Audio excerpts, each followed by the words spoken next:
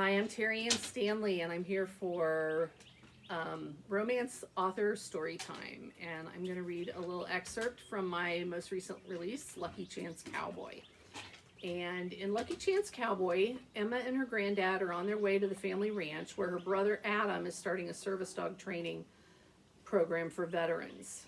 And granddad has dementia and isn't really convinced that this is all a great idea.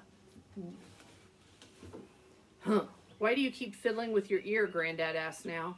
You nervous about being a fancy schmancy board director for your heroes of has-been hounds?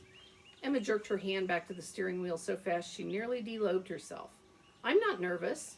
There was no reason to be keyed up just because she'd soon see Marcus Talbot. She barely even knew the man. He was just another soldier, and even though Adam seemed to trust him, Marcus's good looks, sense of humor, and friendliness were more like warning flags than positive attributes.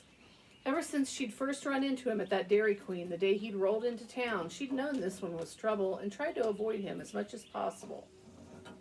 Todd's been gone a long time, her hormones pointed out. And this Marcus guy isn't Todd. Don't go there today, she told her hormones.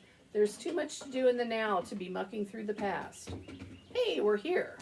Adam's newly painted mailbox gleamed white in contrast to the dying brown late summer foliage.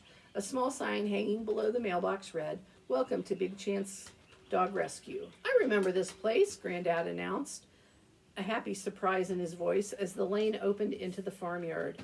Your grandma and I are thinking about moving here when we get married. Oh. Emma was caught off guard by the shift in Granddad's reality. He usually knew Emma was his granddaughter, but didn't always remember that Grandma had been gone a long time since before Emma was born. Emma had parked next to the small barn they always called the horse shed, even though it had never held a horse, which was slowly being converted into a bunkhouse. Granddad was out of the car before she had the key out of the ignition. She grabbed her bag from the back seat and got out, then bent to check herself out in the side view mirror. What was she doing? She didn't give a crap if her hair looked like crap. It was supposed to be a mess anyway.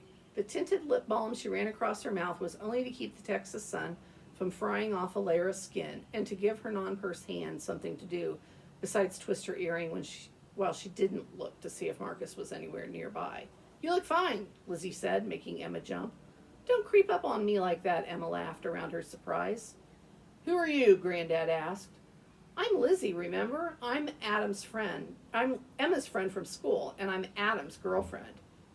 Don't try to pull that shit on me. Adam's in the war. Granddad turned to Emma, his forehead creased. I want to go home. He turned and tried to reopen the car door. Come on, Granddad, we're here for a meeting. Emma coaxed. It won't take long. I don't care. I'm not staying out here. Too many bad memories. Oh, no. Lizzie shot Emma a worried glance, moving around to Granddad's side of the car.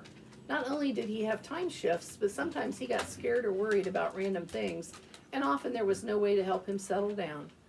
Do you want to go inside and watch Jeopardy on Adam's big TV while we have the meeting? Lizzie asked, giving him a tug to try to get him moving. No. But then he looked up toward the house and his demeanor changed. Well, looky there, he almost cooed, and shuffled toward the house. Lizzie's rescued pit bull, Loretta, sat on the top step of the front porch. 4 of her half-grown pups lined up politely next to her. Aren't you sweet little things? Granddad reached to pat one of them on the head. The pup, Emma thought its name might be Reba, leaned her head into the caress, licking Granddad's wrist to urge him to continue. Thank you, Penny. I'll take this one. She can sleep with me. Granddad lifted the young dog into his dendrites with surprising vigor since Loretta's pups were not tiny. Why don't you take her inside with you to watch TV, Emma suggested, holding the front door and ushering Granddad inside. Hopefully he'd forget that he wanted a puppy before they had to leave for home. I'll go tell Adam you're here and get Mr. Collins a drink, Lizzie said as they entered the living room. She disappeared down the hall. What appeared to be a giant black seat cushion in the recliner morphed into a lot of dog, panting a long-tongued welcome to the newcomers. You, get down, Emma said. D-Day, Adam's oversized Great Dane woolly mammoth mix, tilted his head as though he didn't quite understand what Emma was telling him, but then lumbered down and padded off in search of ear scratches. Emma was so distracted by Granddad getting him and the dog settled, finding jeopardy, that she almost forgot to be nervous. At least until she heard a deep, rich voice behind her say, "Well, if it isn't the world-famous Mr. Collins, how you doing, sir?" Emma's stomach flipped as she straightened and turned to see that while Marcus's words might be addressed to her grandfather, his gaze had been squarely fixed on the vicinity of her backside. And he wasn't even sorry, because when she glared at him, he grinned, toothpaste ad smile gleaming in his chiseled, dark brown face.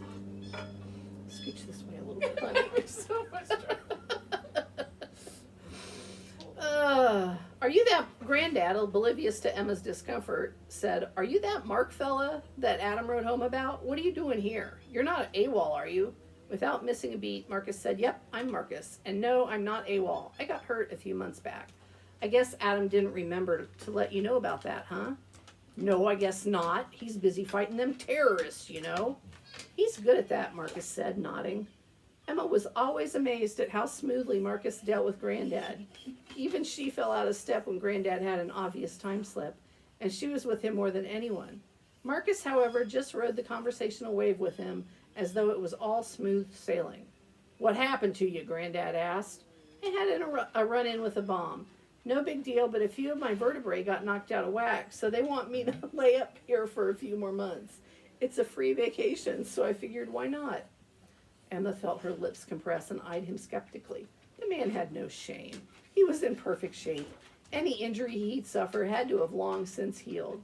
As far as she was concerned, he was taking advantage of the Army's medical leave and prescription pain medication with his vacation. She shifted uncomfortably. Granted, it had been a while since she'd seen him with that pill bottle in the Dairy Queen. And yeah, given what had happened with Todd, she was paranoid. Adam really liked Marcus, and their friend Jake seemed to count on him for a lot of support. She didn't know for sure whether Marcus was still using opiates. "When are you going back then?" Granddad asked. Marcus nodded. "A few more weeks. I can't leave the rest of my guys alone out in that desert. No telling what problems they'll cause without me to keep them in line." "You'll have to cut your hair, you know," Granddad said, wagging a finger. Marcus tugged at his tiny locks and smiled. "That'll be a shame, won't it? The ladies love 'em." He turned his attention and raised an eyebrow. "Hey there, Emma. How you doing?" "I'm fine," she answered, hoping to inject chilly disinterest into her voice. Maybe if she could convince him she was a frosty ice queen, he'd stop being so flirty. Then she could convince herself that she didn't like the way he made her insides feel when he smiled at her. "I'm good too." Marcus took a step in her direction, one hand around the harness attached to Patton, his mobility support dog in training. In spite of his obvious physical perfection, nearly 6 feet, 200 pounds of muscle, Marcus was doing a decent job of leaning on the dog to reinforce Patton's purpose. "Hey, Patton," Emma said to the big golden retriever, squatting down to the dog's level. Patton glanced at Marcus, then, ears lowered and eyes averted as though he already knew he was in trouble, broke ranks and stepped forward to nuzzle Emma's pocket for the treats he knew she always carried. Oops, not good to tempt the service dog. With a guilty wince, she looked up to see Marcus teeter slightly. A slight tightening of the skin around his eyes was all she saw before he simultaneously caught himself from falling and firmly corrected the dog. "I'm sorry, Patton," Emma told the dog, who looked both ashamed of his lapse and desperate for her attention. She rose, digging in her pocket. "You can have this later." Without thinking, she held the treats out for Marcus to take. It was too late for her to pull her hand away before he kept his palm around her fingers, and she couldn't help giving him a shocked glance at the hot tingle the contact sent through her. In that moment, she could not have released that milk bone for anything. "Oh, good, you're here," Adam said, coming in. I lost Adam. Oh, well. You had I lost Adam somewhere. He's on the floor. Penny has him. We need to get started. There's a lot to talk about. And that is the end of the beginning. Thank you for joining me for Romance Author StoryTime.